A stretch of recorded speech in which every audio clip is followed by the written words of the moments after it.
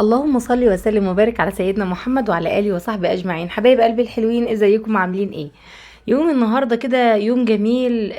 ابتدى كده بدري. يعني صحيت بدري كده وابتديت ان انا اشغل البخور كده في قلب الشقه زي.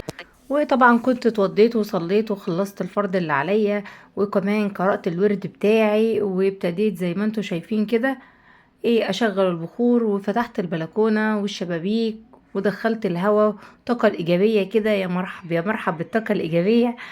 وكمان عاملة الطبق ده كده علشان أحط فيه عود البخور، بحيث أي طفي أو أي حاجة ينزل في الطبق ذات نفسه. حبيب قلبي الحلوين، لو لسه بتتابعوني للوقت ده ما تنسونيش باللايك والشير وسبسكرايب عشان يوصل لكم مني كل جديد. انا كده هدخل معاكم وهنعمل احلى واجمل طريقة للفول المدمس. طريقة سهلة جدا. الفول من الحاجات اللي لازم تبقى موجودة في اي بيت، وكمان الزبادي البلدي لازم تبقى موجودة في اي بيت. اي فطار مصري اصيل ما بيستغناش عنهم الاتنين. انا زي ما انتوا شايفين كده جبت حلة نصها مية، وابتديت احطها على النار تدخل في مرحلة الغليان. وكمان كنت نقع الفول حوالي 4 أو 5 ساعات يعني من بالليل، واغير عليه المية مرة واتنين وتلاتة زي ما انتوا شايفين كده.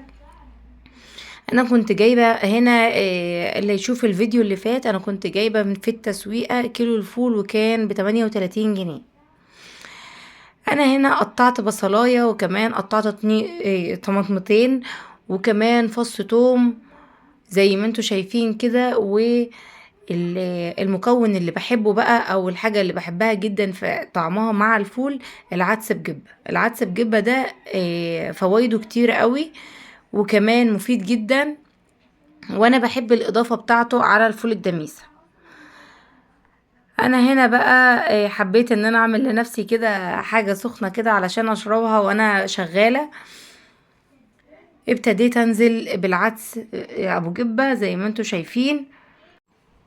طبعا انك تعملي الفول بتاعك في البيت عكس ما تشتريه من بره طبعا، ولا الكمية اللي هتجيبيها من بره. يعني انا معايا كيلو الفول بيعمل 7 اكياس. كيلو الفول ب37 جنيه. انت لو جبتي اصلا ب10 جنيه فول من بره، مرة واتنين وتلاتة، يعني 3 اكياس فول مش هيقضوكي حاجة.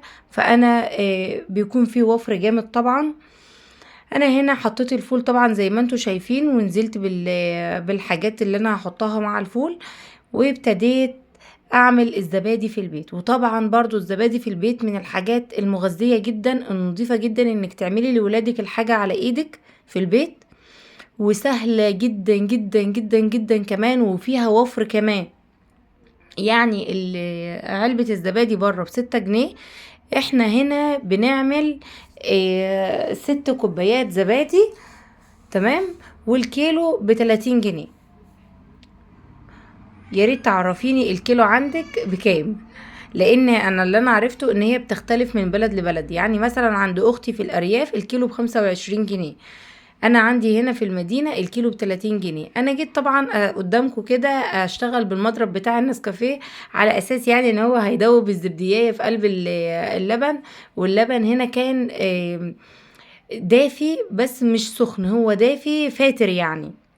نزلت بالزبدية في قلب اللبن، وطبعا جيت اعمل بالمضرب بتاع النسكافيه، ما مشيش ولقيته هيتحرق مني. فقمت جايه داخله بالمضرب اليدوي زي ما انتوا شايفين كده، وخليته مفيش اي اثر للزبدية فيه. وجبت الكوبايات بتاعه الزبادي، وابتديت ان انا اصبه. في الوقت ده كنت مشغله الفرن بتاعي حوالي دقيقة او دقيقتين، بحيث ان هو يكون دافي بس. انا هنا عملت ال5 كوبايات، والكوباية الستة تقريبا جت نصها. الكوباية دي يعني بمقدار كوباية ونص من اللي احنا بنشتريها من بره. دي الكمية اللي طلعت معايا من الكيلو. لا، وكمان كنت واخدة كوباية لبن من الكيلو. انا لو ما كنتش واخدة كنت هعمل 7 كوبايات كمان. طبعا مغذية جدا، نظيفة جدا. كفاية ان انت بتعملي لبيتك ولولادك حاجة على ايدك، عارفة ان مفيش مواد حافظة محطوطة عليها، عارفة ان مفيش اي ايد يعني مش نظيفة اتدخلت في ان هي تعمله. طبعا كمان لو بتجيبي اللبن بتاعك من حد مضمون ده هيبقى احسن ليكي طبعا. انا هنا جبت صينيه، وزي ما قلت لكم كنت مشغله الفرن ومدفياه، وهبتدي انزل بالصينيه دي في قلب الفرن. دول حبه اللبن اللي انا كنت واخداهم من الكيلو علشان اعمل كوبايه نسكافيه بلاك كده معاكم. ولازم برضو اشوف نفسي كده وانا واقفه. هنا كنت بقول لكم ايه، لازم اعمل دماغي، لازم اعدل دماغي. حبايب قلبي الحلوين، لو انتوا لسه معايا ما تنسونيش باللايك والشير وسبسكرايب عشان يوصل لكم مني كل جديد. ابتديت انزل بالميه السخنه، طبعا حطيت معلقه سكر على معلقه نسكافيه بلاك، وقلبتهم الاول بالمعلقه وبعد كده بالمضرب الكهربائي بتاع النسكافيه، وعملت الفوم بتاع النسكافيه.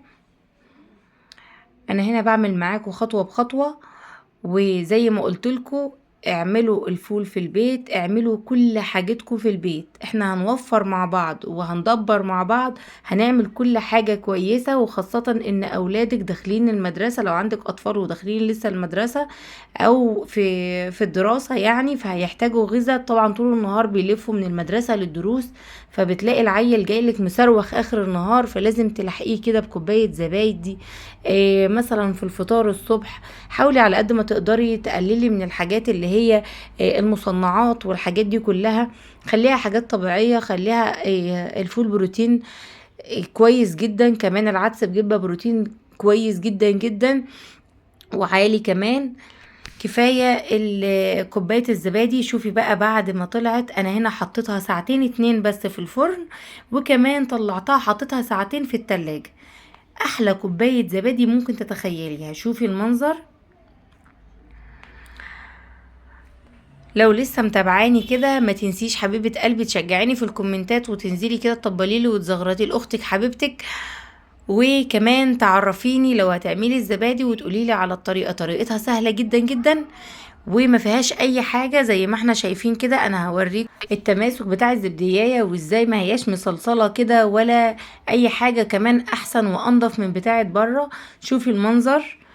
طبعا وش القشطة عليها كان جميل، انا حاولت ان انا ابينهولك لان هي طبعا مش مفصول منها اي حاجة. ده وش القشطة كان على الزبدية. بسم الله ما شاء الله، جربيها والله مش هتندمي. وانا هنا حضرت فطار يعني لما لقيت اولادي ابتدوا يصحوا بقى، ابتديت ان انا احضر فطار. وكان يومي بادئ من الساعة 3 3 بالليل. استنيت لحد ما صليت الفجر زي ما انتوا عارفين، وزي ما قلت لكم في اول الفيديو. وادي كان فطارنا النهارده، وادي كمان الفول طالع تحفه تحفه تحفه صراحه. حبايب قلبي الحلوين، يا رب اكون خفيفه على قلوبكم. لو كان عجبكم الفيديو ما تنسونيش باللايك والشير والسبسكرايب عشان يوصل لكم مني كل جديد.